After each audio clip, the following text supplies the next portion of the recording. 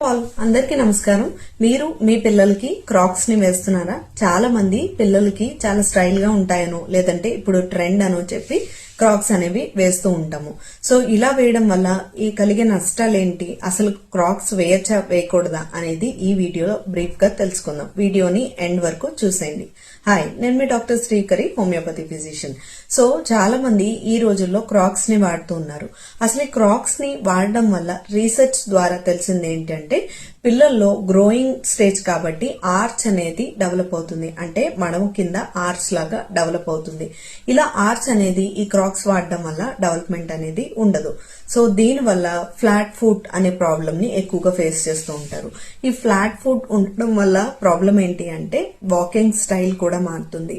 దీనివల్ల heel pain కూడా చాలా ఎక్కువగా వస్తుంది. మరికొంతమందిలో అయితే ఆనికాయలు కూడా తరచుగా వస్తూ ఉంటాయి.